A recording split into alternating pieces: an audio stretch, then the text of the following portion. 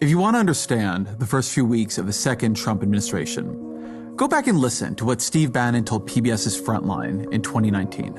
The opposition party is the media. And the media can only, because they're dumb and they're lazy, they can only focus on one thing at a time. All we have to do is flood the zone. Every day we hit them with 3 things. They'll bite on one and we'll get all of our stuff done. Bang, bang, bang. These guys will never be able to recover. But we got to start with muzzle velocity. So it's got to start, it's got to hammer. What was the word? Muzzle velocity. Muzzle velocity. Bannon's insight there is real. Focus is a fundamental substance of democracy. It is particularly the substance of opposition. People largely learn of what the government is doing through the media. So if you overwhelm the media...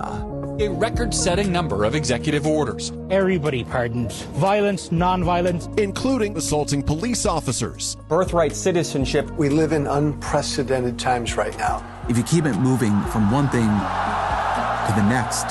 So far, so good. Is this legal? If you give it too many places it needs to look. You've never been deported before? All at once. All federal grants and loans will be halted. Look, there is a purge happening. Frankly, unprecedented in its nature. Guantanamo. DEI. The Gulf of America. No coherent opposition can really emerge. It is hard to even think coherently. Donald Trump's first 2 weeks in the White House have followed Bannon's strategy like a script. The flood is the point. The overwhelm is the point. The message wasn't in any one executive order or announcement. It was in the cumulative effect of all of them. The sense that this is Trump's country now. It is his government now. It follows his will. It does what he wants.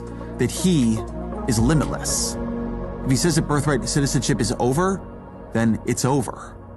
Or so he wants you to think. In Trump's first term, people said, don't normalize him. In a second, though, the task, I think, is a little bit clearer. Don't believe him. Because Trump knows the power of marketing, the power of belief. If you make people believe something is true, you make it likelier that it becomes true.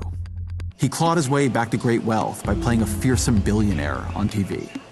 He remade himself as a winner after the 2020 election by refusing to admit he had ever lost. The American presidency is a limited office. But Trump has never wanted to be president. What he's always wanted to be is king. And his plan this time is to first play king on TV. If we believe he is already king, if we believe he already has all that power, we will be likelier to let him govern as a king. We will then give him that power. Don't believe him. Trump has real powers, but they are the powers of the presidency, the powers Joe Biden had, the powers Barack Obama had. The pardon power is vast and unrestricted, and so he could indeed pardon the January 6th rioters. Federal security protection is under the discretion of the executive branch.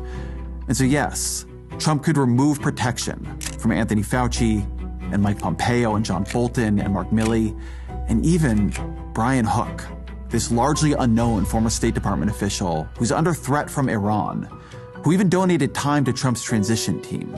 I would be very happy to put President Trump's record in the Middle East against any other president. All of this, it was an act of astonishing cruelty and callousness. This from a man who nearly died by an assassin's bullet months ago. As much as anything ever has been, this, to me, this was an X-ray of the smallness of Trump's soul.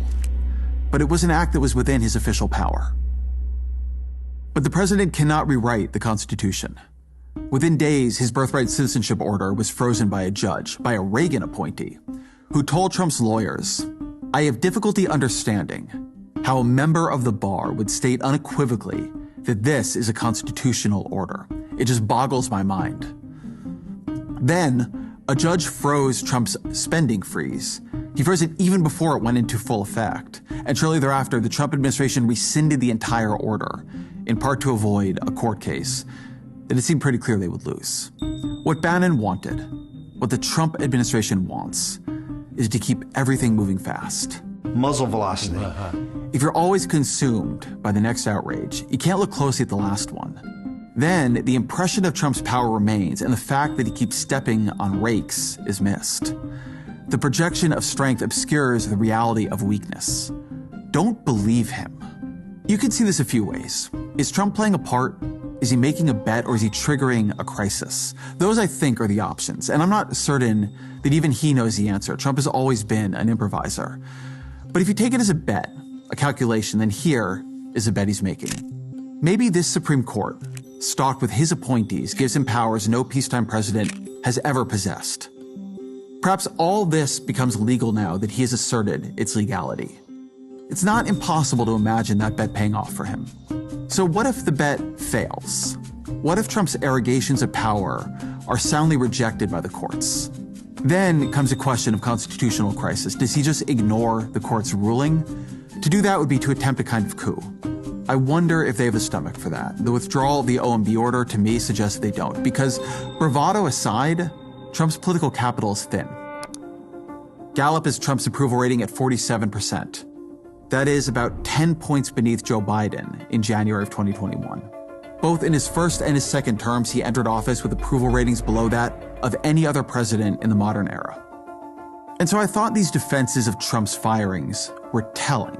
It is the belief of this White House and the White House counsel's office that the president was within his executive authority to do that. The law says he's supposed to give 30 days notice. He didn't do that. Do you think he violated the law? Well, technically, yeah. Do you believe that it's legal? By definition, it's his administration. They work for him at the pleasure of the president.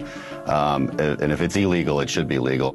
So then ask yourself, why isn't Trump trying to make it legal? There is a reason Trump is doing all this through executive orders rather than submitting these same directives as legislation to pass through Congress. A more powerful executive could convince Congress to eliminate the spending he opposes, or to reform the civil service to give him the powers of hiring and firing that he seeks.